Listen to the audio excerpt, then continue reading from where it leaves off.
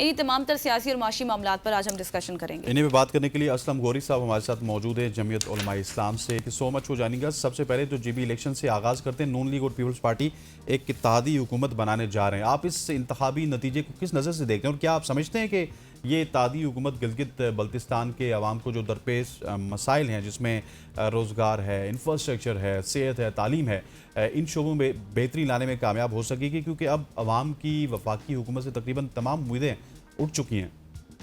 بہت شکریہ آپ کا جی. پہلی بات تو یہ ہے کہ میں اس الیکشن کو جو اس سے قبل 24 کا الیکشن ہوا تھا, 2024 کا جنرل الیکشن پاکستان میں, اور پلس اس کے ساتھ اس کے بعد جتنے اب تک ضمنی الیکشن ہوئے ہیں ان سب الیکشنز کا ری پلے ہی سمجھ رہا ہوں. جو کچھ ان میں ہوتا رہا وہی آج گلگت اور جی پی میں وہی سب کچھ ہوا ہے, اور اسی طرح کا یہ الیکشن تھا. اور اس میں فارم 45 بھی نہیں مل رہے تھے, 47 کا بھی شور ہے, اور وہی سب چیزیں ہیں, وہی سب کچھ ہے, کوئی اس میں تبدیلی نہیں ہے. اور الیکشن میں کم از کم 2 حلقوں کا ذکر ضرور کروں گا. جی بی 17 ہے میرا دیامر کا, وہاں پر یہ صورتحال ہے کہ پولنگ اسٹیشن سے پولنگ باکس اٹھا کے میرا مخالف کینڈیڈیٹ لے جاتا ہے اور لے جا کے اسے دریا میں ڈال دیتا ہے. اب یہ سوچنے والی بات ہے کہ پولنگ باکس اٹھائے جائیں پولنگ اسٹیشن سے, کہ وہاں کس قسم کا الیکشن ہوا کہ جو لوگ پولنگ باکس اٹھا کے لے گئے وہ انہوں نے بیلٹ پیپروں کے ساتھ کیا ہوگا. تو اسی طرح آپ دوسرا میرا جو حلقہ تھا وہ تھا جی بی 15 دیامر. یہ 2 حلقے میرے بالکل جیتے ہوئے ہیں, دونوں حلقے 17 اور 15.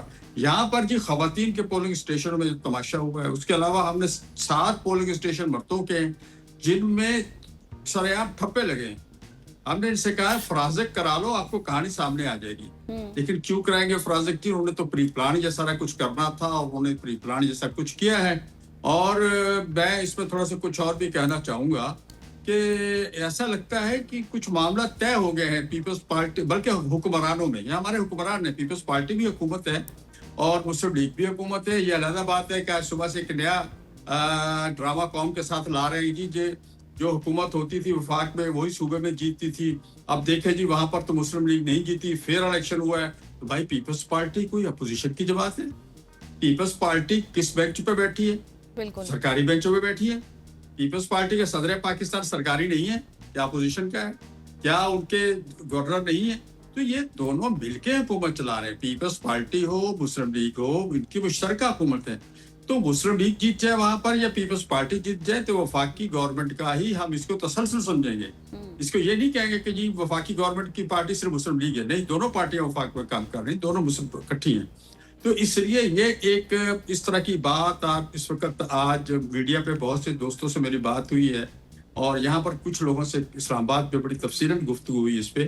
ایسا لگتا ہے کہ جی کوئی ایسا طے شدہ فارمولہ ہے, کوئی ٹوپی ڈرامہ ہے, یا جسے آپ کہتے ہیں نورا کشتی ہے کہ شاید اس کا دوسرا جب آپ کے پاس پارٹ آئے گا, ایک پارٹ تو گلگت میں پیپلز پارٹی کے پاس چلا گیا, دوسرا پارٹ جب آزاد کشمیر میں آئے گا تو مسلم لیگ کے پاس ہوگا. اور یہ اسی طرح کی حکومت بنے گی جس طرح کی اس وقت وفاق میں حکومت چل رہی ہے. وہاں پر گلگت میں وزیر اعلیٰ ان کا ہوگا, یہ ان کے ساتھ ہوں گے. آزاد کشمیر میں وزیر اعظم مسلم لیگ کا ہوگا, یہ ان کے ساتھ ہوں گے. تو یہ ایک تسلسل چلا رہے ہیں یہ اسی طرح کا. اس میں میں سمجھتا ہوں کہ آج مجھے انتہائی افسوس سے کہنا پڑتا ہے کہ جمہوریت پاکستان میں ان لوگوں نے ختم کر دی ہے, اور یہ نام کی جمہوریت ہے جو اس وقت آمریت سے بھی بالکل آپ سر درست فرما رہے ہیں. وہ صرف کیمپینز کے دوران ہی باتیں ہو رہی تھی, دھاندلی کے حوالے سے فارم 45-47 کی باتیں چل رہی تھی, لیکن یہ کہا جا رہا تھا کہ مل کے مشترکہ گورنمنٹ بنا سکتے ہیں, اور یہ گورنمنٹ میں ہی ہے پیپلز پارٹی. وہ الگ بات ہے کہ وہ مانتی نہیں ہے.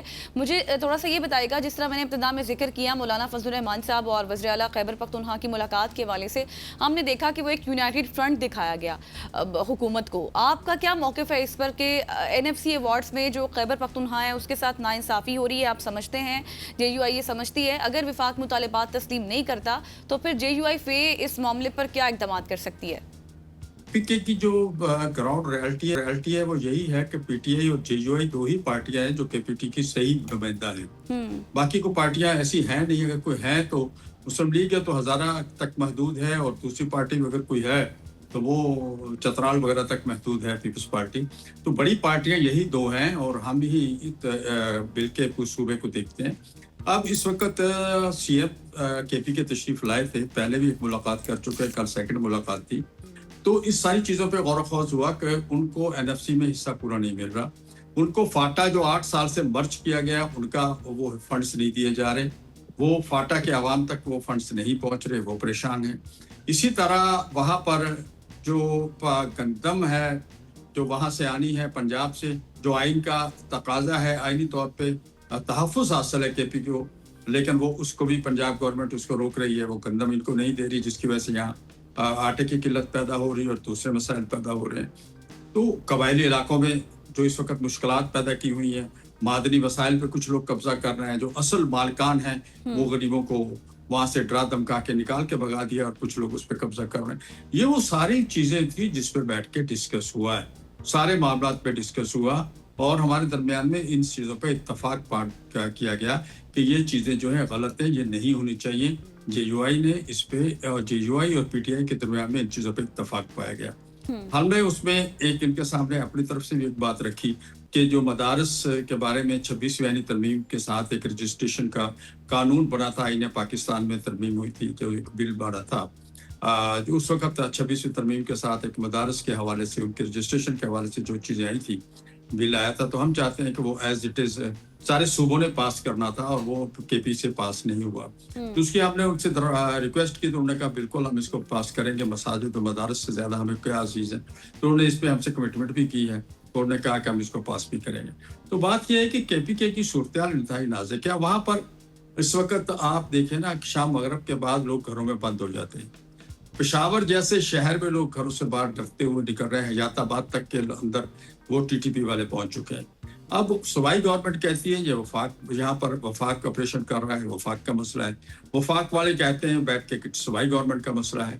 تو ہم نے صوبائی گورنمنٹ سے یہ کہا ہے کہ آپ جتنی بھی سیاسی پارٹیاں ہیں کے پی کے اندر, بشمول پیپلز پارٹی, مسلم لیگ, یہ دیگر جتنی بھی ہیں, ان سب کو آپ بٹھا کے ایک مشترکہ, ایک متفقہ ایک فارمولہ طے کریں, اور پھر وفاق سے بات کریں کہ بھی یہ اس طرح سے یہاں آپ کریں گے تو مسائل ٹھیک ہوں گے, ورنہ یہاں پر دہشت گردی پہ قابو پانا مشکل ہے. یہ مسائل مستقل چل رہے ہیں, آپریشن کو ایسے تو نہیں چل رہے ہیں. آپریشن تو کب سے چل رہے ہیں, پرویز مشرف صاحب کے دور سے آپریشن چل رہے ہیں. تو پرویز تو ہوتے رہتے ہیں, لیکن اس کے بعد اس رزلٹ یہ دیکھ رہے ہیں کہ ہمیں اس سے مل کیا رہا ہے. کیا وہ جو ہم نے آپریشن کیے ہیں وہ کہیں اس پہ جو ہم نے کام کیا اس پہ ہمیں مکمل طور پہ کنٹرول ہوا ہے, یا مزید یہ دہشت گردی میں اضافہ ہوا ہے.